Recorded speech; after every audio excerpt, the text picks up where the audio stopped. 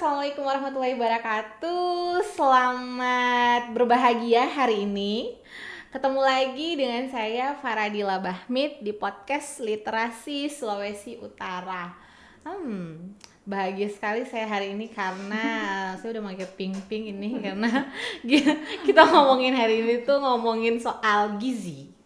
Dan di samping saya sudah ada teman bicara Literasi Sulawesi Utara hari ini. Tapi sebelum saya memperkenalkan beliau, jangan lupa subscribe, like, and comment di channel YouTube kita ya. Karena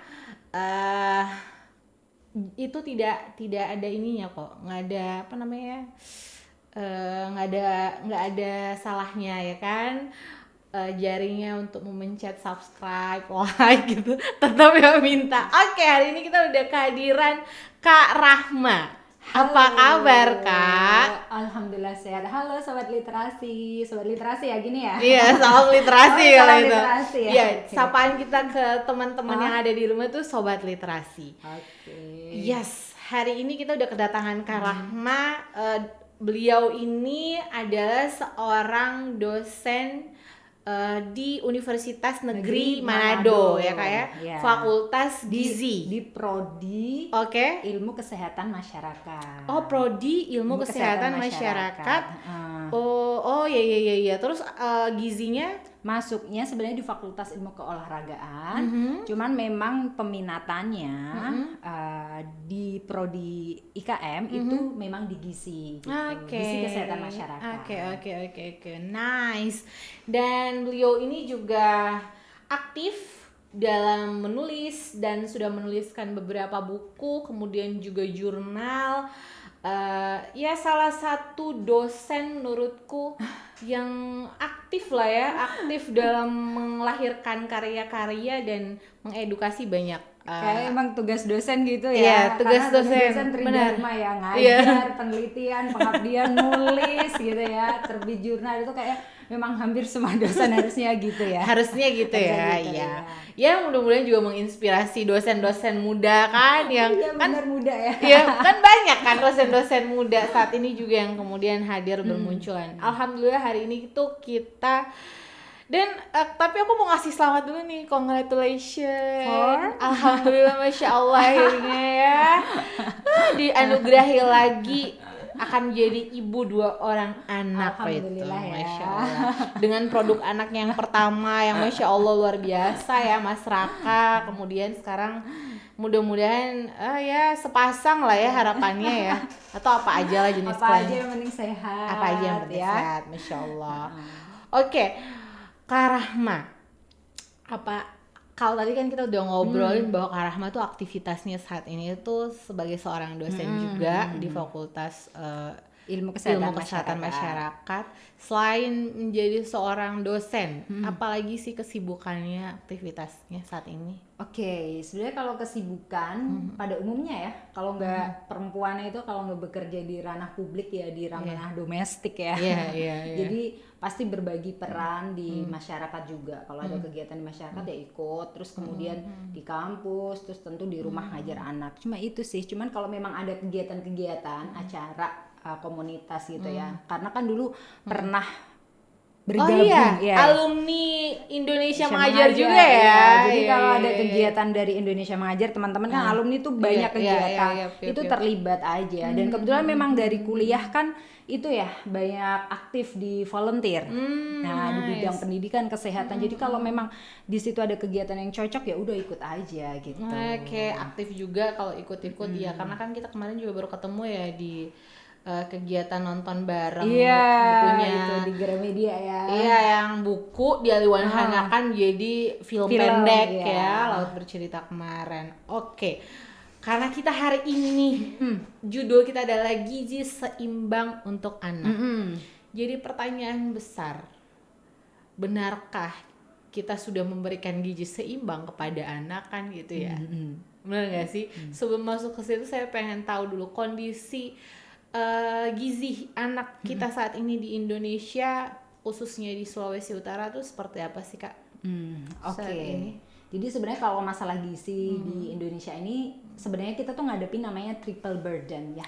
Bukan double lagi ya. Kalau double kan 2, ini triple loh. Udah triple malah sekarang. 3. Jadi yang pertama kita hadapin itu adalah gizi lebih. Gizi lebih, obesitas, gemuk gitu ya. Bukan hanya stunting dong ya sekarang, berarti kita bicara, malah kita udah bicara tentang obesitas. Iya, kita yang pertama tuh ada obesitas, gizi lebih. Terus kemudian di balik gizi lebih ada juga yang gizi kurang. Gitu ya. Terus kemudian ada stunting. Nah, itu kan mesti sobat literasi juga tahu banget ya bahwa sekarang lagi gencar-gencarnya nih pemerintah tuh bergerak untuk menanggulangi stunting yang nggak hanya itu tugasnya orang-orang kesehatan nih, tapi juga di semua sektor gitu. Terus jadi memang kalau untuk di wilayah Sulawesi Utara juga sama apa yang dihadapi untuk anak-anak gitu ya.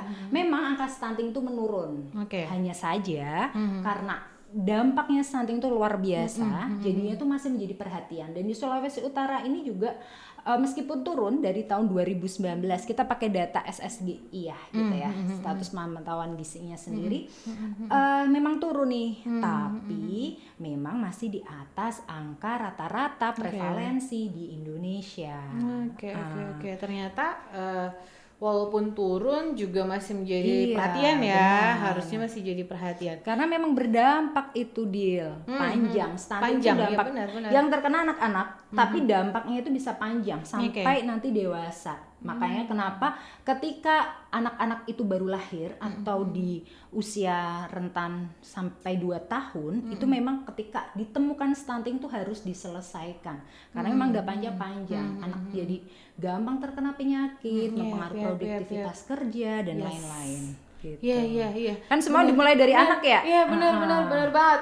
Karena benar saya sepakat karena secara sadar ataupun tidak kita akan melihat proses dewasa atau remaja anak-anak itu terkait dengan ini ya, staminanya dia, terus daya belajarnya dia. Ternyata semua itu juga punya bibitnya itu dari situ dari ya. Kecil. Nah, misal gini ya Dil ya. Jadi kalau kita tuh banyak nemuin remaja, khususnya remaja putri nih, dia tuh anemia tuh nggak didapat dia langsung anemia, tapi itu juga dampak dari yang sebelumnya, perkembangan usia sebelumnya. Nah itu makanya orang tuh bilang ya aduh pengen punya anak gitu ya, aduh pengen ini kayaknya seru dan lain-lain gitu ya, tapi mereka kadang lupa ada yang namanya tahap tumbuh kembang yang harus diperhatikan sesuai dengan usianya, dan itu yang dipikir saat itu aja, padahal ada dampaknya jangka panjang ke depan gitu. Jadi bayi aja ini udah kekurangan gizi gitu. Nanti bisa sampai kita menghasilkan generasi baru aja itu bisa juga kekurangan gizi gitu. Sepanjang itu kan. Jadi itu jadi mata rantai yang nggak boleh putus gitu ya. Benar.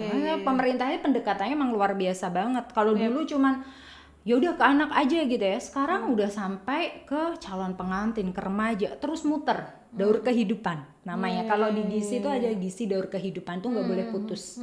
Kenapa nggak boleh putus? Karena tadi satu masalah pada satu daur kehidupan berpengaruh di daur kehidupan lainnya, gitu kan? Iya benar sepakat banget aku. Karena memang terlihat sekali bagaimana ketika memang gizinya itu terpenuhi secara tepat gitu ya. Karena bicara soal gizi bukan bicara soal porsi makan yang banyak, benar nggak? Nah, benar. Terkait dengan porsi makan gizi seimbang. Kalau kita bicarakan soal gizi seimbang, gizi seimbang itu seperti apa sih Kak? Porsi gizi seimbang tuh seperti apa? Proporsinya lah kita gimana ya? Kalau dulu kan kita kenal dengan 4 sehat, 5 sempurna. Kalau sekarang kita udah kenal dengan gizi seimbang. Sampai anak-anak PAUDku tuh kan sering nyanyiin tuh ada lagu. Kita bikin lagu tentang gizi seimbang. Seru. Karena dulu waktu TK yang diajarin ke saya itu adalah lagu 4 Sehat 5 Sempurna. Benar. Terus sebenarnya sekarang beralih, baru tahu loh saya itu kalau ada lagu gizi seimbang. Kita bikin sendiri bikin sendiri, keren itu.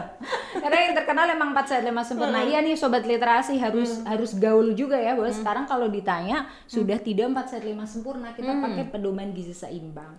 Dan kalau untuk porsi makan kita bisa melihat namanya isi piringku. Nah, itu udah banyak banget digaungkan ya, terus bisa di-download gimana. Nah, ini juga ada porsinya yang beda-beda untuk balita sama untuk bayi, balita dan untuk orang dewasa itu beda-beda gitu. Jadi tidak bisa disamaratakan gitu. Mungkin kalau orang dewasa, aduh harus dikurangin ya yang namanya kolesterol, protein dikurangin gitu. Gula gitu kan, karbo. Ya gitu ya, tapi beda lagi porsinya nanti di masa anak-anak di bayi sama balitanya itu beda gitu. Iya, pasti beda-beda kan kebutuhan gizi setiap usia anak itu. Sekali. Dan 4 sehat 5 sempurna itu kan tidak mengatur porsi, hanya mengatur komposisi. Makanya dulu sebenarnya kenapa sih kemudian diubah, karena ternyata yang diatur adalah komposisinya saja, porsinya tidak, sehingga bisa menimbulkan masalah kesehatan yang lain. Jadi 4 sehat 5 sempurna kan awalnya memang untuk menuntaskan masalah kesehatan. Apa saja sih kemarin tuh kalau 4 sehat 5 sempurna? 4 sehat 5 nasi dulu ya, nasi, sayur, lauk, pauk, buah, susu. Nah, susu. Padahal susu ini kalau di gizi seimbang itu masuknya ke dalam protein gitu. Udah bukan sesuatu yang menjadikan makanan sempurna. Enggak, minum susu berarti kamu enggak sempurna nih makannya gitu. Kalau dulu gitu ya. Sekarang udah kalau porsi gizi seimbang nih Kak, ada apa aja di dalam menu itu? Yang paling standar misalnya untuk anak usia anak sekolah ya? 3 sampai 5 tahun lah misalnya. Iya, sebenarnya dini, porsinya itu komposisinya sama. Pasti ada yang namanya makanan pokok. Terus ada protein, ada yang namanya lauk pauk. Makanan pokok tuh apa, nasi? Atau ya apa? Ini ya sobat literasi. Nah, ini tahu nih, ya. mesti kita tuh di sini tuh sering banget identik ya namanya makanan pokok itu selalu nasi ya. Kalau nggak makan nasi nggak kenyang ya nggak sih? Kalau makan nasi kok kayak belum makan gitu kan. Padahal makannya itu sama mie instan yang artinya mie instan itu juga termasuk karbo gitu Jadi kayak makanan pokok tuh banyak banget. Ada nasi, terus ada kentang, ada mie, ubi. Terus ubi. Nah, ini di Sulawesi Utara, ini saya sejak pindah ke sini nih, saya tuh amazed sama orang-orang. Amazed-nya apa? Karena mereka ternyata karbonya itu benar-benar beragam dan itu masuk resto. Iya nggak sih? Iya. Kalau kita makan ikan pasti ada yang jual singkongnya, singkong rebus, ubi rebus. Kalau di tempat saya itu kan paling jadi makanan-makanan di kampung atau kayak di acara-acara tertentu ya. Ini beneran masuk resto, itu keren banget sih. Harus digaungkan lagi menurut saya. Terus kayak kentang, ubi, terus kalau di sini apa sih bete, batata, ketela gitu. Umbi-umbian lah ya. Umbi-umbian seperti itu. Itu udah termasuk karbo nih. Jadi itu jangan masuk makanan pokok. Makan pokok double. Misal ini untuk porsi anak nih, anak sekolah nya anak sekolah itu jadi isi piringku itu kita bagi dari porsinya gitu ya, bagi setengah. Nah 2/3 itu tuh karbo. Nah gitu cara baginya. Karbonya itu beneran karbo yang beragam itu ya, bukan kemudian 2/3 nasi, 1/3-nya dikasih mie gitu ya. Itu jadi setengahnya udah karbo gitu. Sama aja itu Terus kemudian lauk pauk. Terus lauk pauk di sini ada protein hewani nabati, terus ada sayur. Nah sayur ini juga di isi piringku memenuhi untuk anak sekolah itu 2/3 dari setengah. Jadi kita bagi dulu nih isi piringku, 1 piring dibagi setengah. Nah setengahnya sini ada 2/3. Nah 2/3-nya ini udah sayur, 2/3-nya di sini adalah karbo. Sisanya baru itu buah dan lauk pauk gitu. Jadi porsinya gitu, udah nggak ada susu kan? Cuman memang harus ditambahkan, kita kalau di gizi seimbang harus ada aktivitas fisik, olahraga dan minum. Jangan lupa minum air putih ya. Kita sering lupa ya minum air putih. Kalau udah sering minum minuman manis, minum air putih. Nah ini sebenarnya juga jadi masalah yang ada di anak sekolah adalah mereka itu suka minum minuman manis. Untung di sekolah kita tidak dilarang minum minuman manis. Dan ini memang ada data yang menunjukkan ternyata memang porsi terbanyak minum minuman manis itu adalah anak usia sekolah. Nah, PR banget kan? Karena itu perilaku perilaku orang tua ke bawah sampai anak sih. Menurutku itu karena nggak mungkin anak terbiasa tanpa kemudian dibiasakan. Iya, benar banget. Dan jangan lupa selain faktornya dari orang tua, ada peran dari media. Ini ada penelitian menarik loh. Betul sekali. Penelitian menarik adalah di Indonesia, ini Indonesia ya. Di Indonesia itu dalam satu tayangan anak-anak 20 kali itu ada iklan tentang minuman manis. Tentang minuman bersoda. Padahal jadi kemarin tuh ada minuman di manis. Cina gitu ya, di beberapa negara rata-rata dalam 1 jam tuh paling cuma 7, 5, 8 gitu. Tapi di Indonesia bisa nembus 20 kali loh dalam 1 jam penayangan. YouTube Kids padahal itu misalnya. Di TV. Oh, TV ini, ya, ini, TV. Nah, ini kalau di YouTube penelitiannya. enggak ya?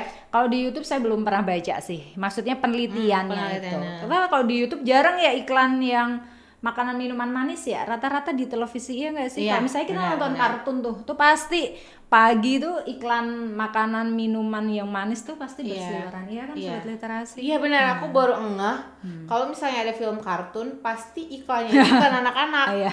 Makanan anak-anak, minuman anak-anak gitu ya. Gak mungkin kan iklannya iklan rokok. Iya benar Gitu. iya. Media tuh luar biasa. Terus Iya, ditambah pengaruh. sekarang kalau dulu televisi ya, sekarang kayak ditambah media sosial, Instagram, Facebook gitu-gitu. Yang udah TikTok jangan lupa menyumbang itu. Makanya sekarang edukasinya teman-teman ahli gizi tuh banyak banget lewat TikTok. Nah, Iya.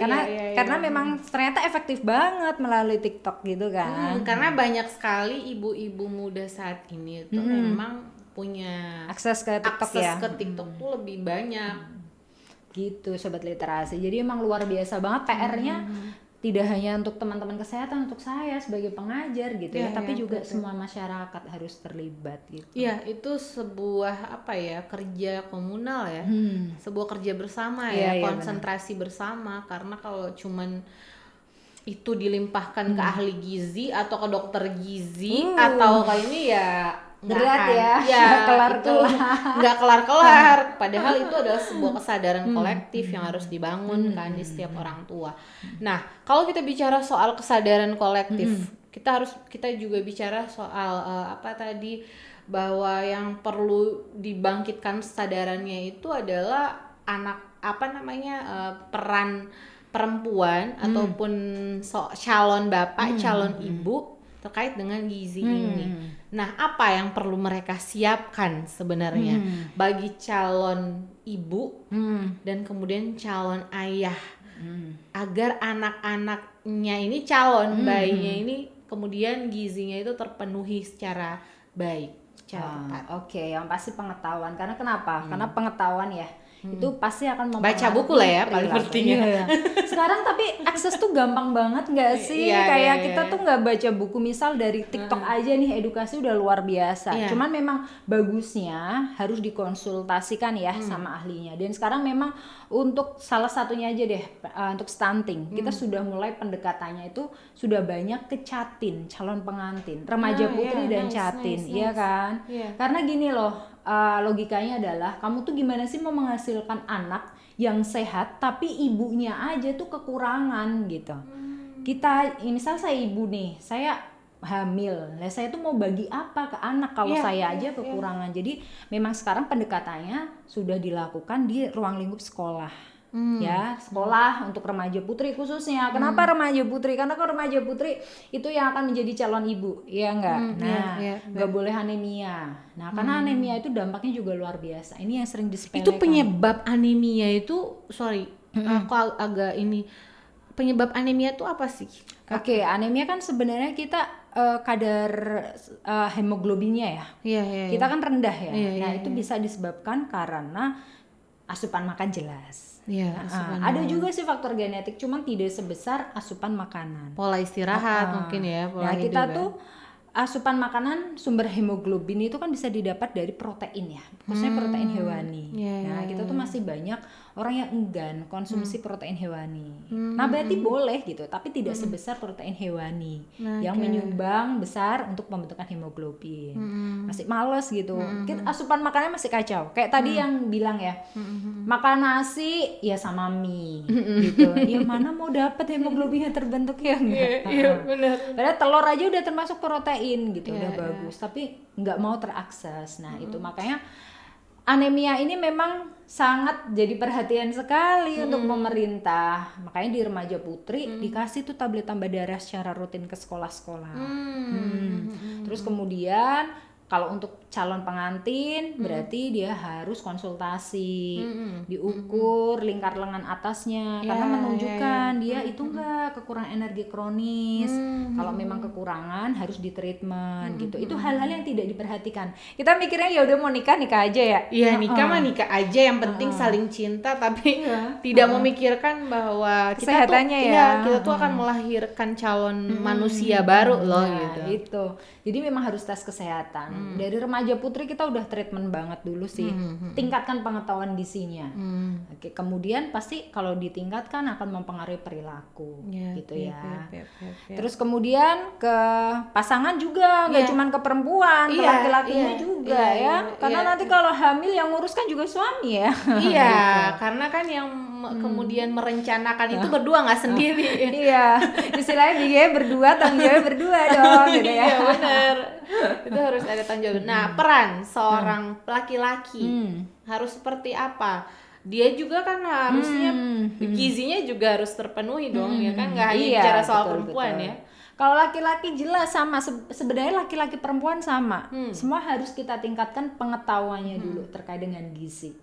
Terus kemudian dampaknya apa sih kalau misalnya kekurangan gizi gitu. Terus kemudian pemenuhan. Jangan lupa paling gampang tuh sebenarnya ya Dil ya, paling gampang itu udah deh penuhin aja tuh pedoman gizi seimbang.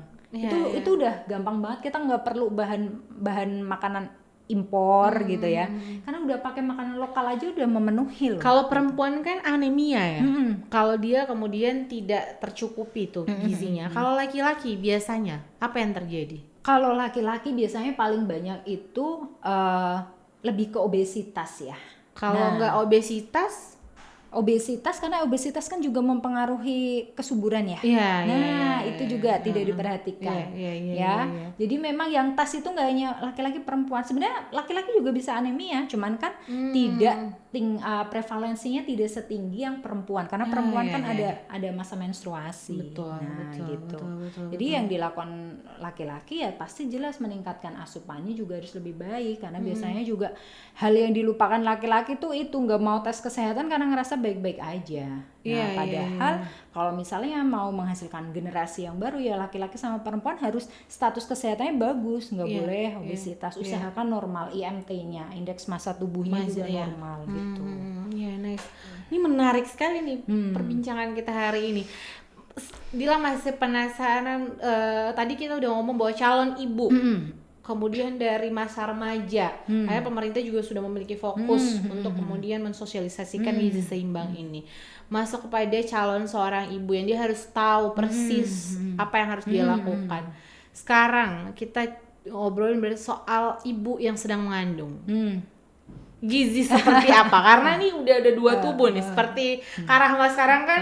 Nah, aku mau tanya pengalamanmu. Sampai sekarang udah berapa bulan Kak? Maaf. 6. Nah, udah ke 6 bulan.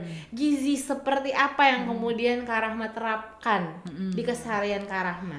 Oke, sebenarnya balik lagi pakai aja paling gampang tuh pedoman gizi seimbang. Pakai konsep isi piringku udah bagus gitu. Dan yang paling salah kaprah di masyarakat adalah ibu hamil harus makan 2 kali porsi. Iya nggak? Iya, kebanyakan gitu. Harus makan yang banyak biar anaknya janinnya nggak ada kuat gitu. Jadi kita tuh mengacu, kalau teman-teman di gizi itu mengacu ke tabel angka kecukupan gizi ya. Itu aja kalau dilihat dari ibu yang trimester 1-2 itu penambahan paling tuh cuman trimester 1 sampai 3 itu penambahannya 200 sampai 400 kalori aja.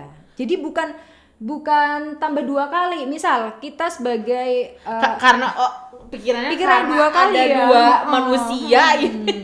Kan cuman sebenarnya kita ini rata-rata misal ya sobat literasi kalau lihat di informasi gizi di balik bungkus-bungkus itu ditulis ya rata-rata kebutuhan kalori setiap orang sekitar 2150 sampai 2200 itu pada umumnya. Ketika hamil tinggal ditambahkan itu 200 sampai 400. Udah itu aja. Dan pakai konsep gizi seimbang. Pakai konsep isi piring udah itu yang paling gampang. Makanya sebenarnya nggak ada tuh diet tuh yang susah, diet pola hidup sehat gitu ya. Cuman pakai yang Kemenkes aja itu udah bagus banget. Jadi 2/3 karbo, kemudian sepertiganya kita Jadi gimana ya, nggak bawa ya? Iya. Nggak apa-apa. Nanti mungkin bisa ditampilkan iya. dicari ya. Jadi ditayangkan slide 2/3 2/3 untuk karbo, 2/3 untuk sayur, 1/3-nya untuk lauk, sepertiganya buah. Udah. Yang gitu paling aja. banyak memang di karbo dan di Sayur. sayur ya, serat ya. Seratnya, nah Protein ya. terus protein Iya, sepertiganya iya, gitu. Nah itu beda lagi nanti kalau Dila lihat yang untuk isi piringku untuk balita atau untuk bayi gitu udah beda lagi. Udah beda lagi. Makanya sebenarnya pemerintah tuh udah menggaungkan sekali isi piringku, cuman kitanya sering nggak aware ya, nggak peduli gitu ya. Aku juga akhirnya aware dengan hal itu karena kan anak-anak PAUD ya, kemudian juga kan diedukasi juga sama Kak Rahma kan kita punya kerja sama tuh. Nah akhirnya oh iya ya, sadar betul bahwa oh ternyata anak-anak tuh ya harus seperti ini porsi makannya gitu. Nah itu memang untuk diedukasi nih ke apa ya, ke orang tua memang effortnya cukup lebih gitu karena tidak semua orang tua itu, kadang-kadang ada yang aduh nih anak pergi sekolah pagi kita nggak ada waktu buat masak gitu. Nah itu PR dong. Nah aku mau tanya pengalamannya Kak Rahma, memiliki juga anak dengan usia sekolah ya kan, benar ya, anak usia sekolah dini lagi, seorang dosen dengan tingkat kesibukan yang tidak main-main gitu. Bagaimana caramu untuk menyiapkan bekal isi piringku kepada anakmu? Iya, sebenarnya kita tuh kalau ngelihat ya nih ya sobat literasi, kalau lihat di Instagram bekal tuh pasti selalu dengan sosis, terus dibikin yang kayak sushi selalu gitu ya gitu. Padahal sebenarnya udah sesuaikan aja sama menu keluarga gitu. Sebenarnya mau menyiapkan apa enggak itu tergantung manajemen ya. Manajemen waktu. Kalau untuk saya sendiri ya, ya bekalnya anak itu masakan yang udah dimasak gitu. Bukan kemudian bikin bekal sendiri terus kemudian makanan. Kenapa? Biar anak itu kenal yang namanya makanan keluarga. Jadi dari bayi mulai makan, bayi itu mulai makan usia berapa? 6 bulan kan? MPASI. Sekarang ada penelitian baru bukan sih yang anak makan bisa dari umur 3 bulan? Dulu 4 bulan, terus direvisi karena merasa bahwa tubuhnya pencernaan emang belum siap. Kecuali memang ada indikasi khusus ya, itu udah harus ke dokter. Untuk MPASI itu dimulai 6 rata-rata bulan. 6 bulan. Nah itu orang tua tuh sering banget yang namanya nyiapin tuh kayak gini, disiapin salmon, ya enggak, terus disiapin ikan kembung yang bergizi-gizi. Tapi buat keluarga yang lain dikasih ya, untuk orang tuanya tempe, tahu gitu nggak sih dibedain. Padahal dianjurkan memang anak itu makan makanan keluarga, sudah mulai dikenalkan. Misalnya orang tuanya makan sayur gedi sama ikan tude gitu ya udah anaknya juga makan itu gitu. Nah itu kalau saya ya, kalau dalam membuat bekal sesuaikan dengan menu keluarga. Hanya saja tentunya proporsi gizinya kita sesuaikan dengan usia anak ya. Dan satu lagi, cara penyajiannya pun beda gitu. Kenapa penyajian? Ternyata penyajian itu memberikan efek pada anak, memberikan kemudahan apa enggak. Misal gini nih, anak usia umur 3 tahun atau 2 tahun kan nggak mungkin tuh makan ayam yang langsung 1 ekor gitu paha gitu ya. Itu bikin anak, aduh aku kok disiapinnya kayak gini ya makanannya gitu. Jadi selalu siapkan makanan sesuai dengan usianya. Kalau usianya itu belum bisa memegang untuk menggigit dan lain-lain, siwir. Apa sih kalau bahasa Manado ya, kalau suwir. Dia disuwir aja. Dimudahkan anak karena itu ternyata memberi pengaruh pada kemampuan anak untuk makan. Mengunyah ya. Mengunyah, betul. Sekarang bayangin anak dikasih 1 ekor gitu, 1 paha. Anak bingung mau makan gimana. Terus anak nggak mau makan. Terus orang tua marah, kamu kenapa nggak mau makan gitu. Mama anak udah trauma. Iya capek gitu ya. nyiapin. Selalu itu menjadi drama loh sebenarnya. Benar. Mama udah nyiapin bla bla bla bla, nggak makan. Besoknya udah nggak dibekalin lagi gitu karena nggak amis, orang dia nggak makan kok. Itu. Padahal harusnya seperti apa? Ya itu satu, kita harus harus ya pertama emang sering mengenalkan. Kalau nggak suka ya udah jangan dibawa baper. Kita coba lagi, ulang terus menunya. Maksudnya perkenalkannya secara berkala. Terus siapkan sesuai dengan usianya. Misal anak nggak bisa makan ikan kan karena ada durinya, siwir gitu. Anak memang susah untuk makan kering. Biasanya anak-anak usia 2 tahun sampai 2 tahun, 3 tahun, 4 tahun gitu ya. Agak susah ya untuk makan sendiri gitu ya. Jadinya makan sendiri dalam artian kayak makan ikan tuh ya, kan susah banyak durinya. Ya udah dibantu dengan disiwir. Terus makanannya kering kadang nggak mau makan yang kering. Jadi kayak kasih kuah dulu gitu, disiapkan. Makanya kenapa ketika saya memberikan edukasi ke ibu-ibu, saya selalu memperkenalkan bagaimana ibu-ibu itu juga tidak hanya memperhatikan porsi tapi juga memperhatikan bagaimana cara penyajian. Dibikin semenarik mungkin. Seringan ibu-ibu bikin bento dan lain-lain. Karena memang perilaku makan tidak hanya dipengaruhi oleh si komposisi atau porsinya aja gitu loh dia. Tapi juga bagaimana kita itu men-treatment platingnya anak. Platingnya. Terus bagaimana kita memperlakukan anak. Jangan anak dikasih gadget, jangan anak dikasih distraksi yang lain. Anak-anak jadi tidak sadar bahwa proses makan itu proses yang penting. Betul. Proses makan proses yang sangat penting untuk mengunyah itu kan bagian dari dia bisa bicara komunikasi betul. dengan baik kan itu yang saya selalu menggaungkan bahwa yang proses makan ini bukan hanya memasukkan makanan. Tapi ini proses bagian dari tubuh kembang. Ini yang keren banget sih. Kalau sobat literasi belajar itu udah nyangkut psikologis juga ya, psikologi ya. Itu akan menarik banget karena proses makan itu tidak hanya dilihat dari sisi gizi aja, tapi juga dari sisi perilaku. Itu menarik banget. Melatih konsentrasi dia juga terhadap dia melihat berbagai ragam ini kan. Terus sadar. Ini makanan, aku makan apa? Rasanya gitu. Bagaimana? Dia tahu membedakan gitu indera perasanya, semua inderanya tuh bekerja dengan maksimal. Kalau dia ke distract sama gadget, gawai gitu. Nah ini menarik lagi. Ada penelitian di Jepang untuk anak-anak sekolah gitu ya. Anak sekolah mereka tuh dilatih apa? Mulai dari menanam sampai mereka bagaimana panen dan mengolah. Dibuat mereka tuh sadar, dibuat tuh proses makanan yang mereka makan itu seperti apa sehingga mereka itu menumbuhkan grateful atau menumbuhkan rasa syukur yang luar biasa gitu loh. Di Jepang gitu.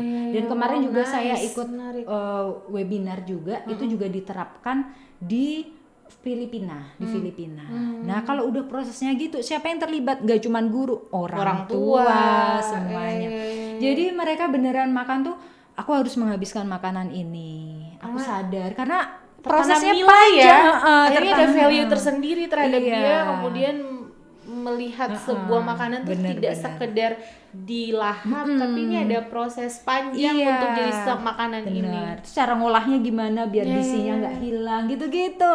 Itu keren banget sih kalau kemarin penelitian yang saya baca di Jepang sama yang kemarin disampaikan oleh teman-teman yang di Filipina. Nice. Oh my god, itu jadi, menarik sekali. Pendekatannya, aduh kawan-kawan pengen banget ya anak-anak PAUD tuh kenalin gitu ya. Aku jadi malah kepikiran, boleh nih untuk nanti diterapin buat anak-anak ya insyaallah ya. Ini kan mau masuk semester baru nih 6 bulan ke depan mereka akan bisa. Kayak misalnya nih ngolah aja itu udah kalau anak usia sekolah itu juga udah mengelatih motorik ya nggak sih motoriknya gitu kerjasama dan lain sebenarnya banyak proses itu bisa dilakukan juga sih sama ibu-ibu di rumah cuman kadang ibu-ibu nggak sabarnya apa kalau berantakan. Apalagi ada ibu-ibu yang OCD. Mampus ya itu aduh berantakan bikin lama masak bukannya bikin cepet tapi itu ternyata bikin anak-anak itu belajar. Saya menerapkan ke anak saya ya, mulai dari belanja. Mau belanja apa, buat makan apa, saya tanyakan, berdiskusi. Jadi dia ketika dia mau makan dia sadar, oh kemarin yang aku beli ini nih. Jadi dia harus bertanggung jawab untuk menghabiskan, untuk bertanggung jawab memakan yang sudah dia pilih gitu. Mindful jawab. Mindful. Sekarang lagi tren banget ya mindful eating gitu. Mindfulness. Jadi anak-anak bisa sadar betul apa yang dia pilih dan dia harus bertanggung jawab terhadap pilihannya. Benar-benar. Dan itu akan berdampak sampai dia besar loh. Betul. Itu sadar atau tidak itu akan punya pengaruh yang besar sekali terhadap masa depan dia. Betul. Nah ini ada penelitian lagi, pokoknya kalau ngomongin penelitian tuh menarik ya. Banget. Penelitian untuk anak sekolah yang obesitas, bahkan kemudian treatmentnya apa nih Dil? Treatmentnya adalah bagaimana mereka dibuat makan itu secara sadar. Karena ternyata di satu penelitian yang pernah saya baca bahwa mereka tuh obesitas makan tuh tidak sadar karena sambil lihat gawai, lihat televisi, sambil main yang bikin mereka tuh tidak mengenal rasa lapar dan kenyangnya, sehingga kayak pengen makan terus. Terus akhirnya treatmentnya adalah oleh teman-teman sama si peneliti itu dibuat bagaimana mereka makan secara berkesadaran, mindful eating gitu. Gitu. Mindful eating. Benar bahwa kalau orang makan dengan sadar itu cepat kenyang sih, karena udah karena nggak buru-buru kan. Kalau makan kayak pengen cepet-cepet gitu, makanya menikmati gitu. Jadi sebenarnya bener ya kalau yang dibilang ngunyah makan tuh harus berapa kali dulu ya, mungkin kalau di SD sobat literasi berapa kali sebenarnya itu berapa sih 32 ya 32 kali mengunyah gitu kan gitu. Ya kali sekarang kita 32 kali mengunyah udah ya oke. Kak Rahma, ini menarik sekali perbincangan kita hari ini. Namun memang waktu kita ini agak sulit untuk kita ini ya prepare, tapi pasti kita bukan pertemuan yang terakhir. Insya Allah kita akan ada pertemuan lanjutan lagi gitu ya, untuk berbagi pengetahuan dengan teman-teman, karena memang banyak sekali orang yang tadi ternyata makan. Kita bicara soal makan saja itu tuh sudah bisa bicara soal budayanya, kesadarannya, perilakunya nggak sih? Oke, mungkin Karama bisa kasih semacam saran, masukan kepada sobat-sobat literasi sebelum kita mengakhiri podcast kita hari ini. Oke. Jadi kalau untuk sobat literasi, jangan lelah untuk belajar ya, belajar mengenal gizi. Mungkin dikira susah ya belajar gizi ya, gitu. Tapi harus peduli bahwa gizi itu akan berpengaruh sama tubuh kamu dan akan berpengaruh tidak hanya untuk sekarang, namun untuk generasi-generasi berikutnya gitu. Jadi ketika memang capek nih, harus lelah nih belajar makan gini-gini, tapi percayalah bahwa itu akan berpengaruh ke generasi kalian. Oke, sobat literasi. Yes, generasi yang hebat, generasi yang sehat, cerdas. Ya tentunya harus ditumbuhkan sejak kesadarannya sejak dimulai dari sekarang, dimulai dari diri kita sendiri nih. Gitu. Sebagai calon ibu atau calon ayah juga ya. Iya, calon ibu, calon ayah, calon pengantin gitu ya. Pokoknya mulai dari diri sendiri dulu. Yes. Oke.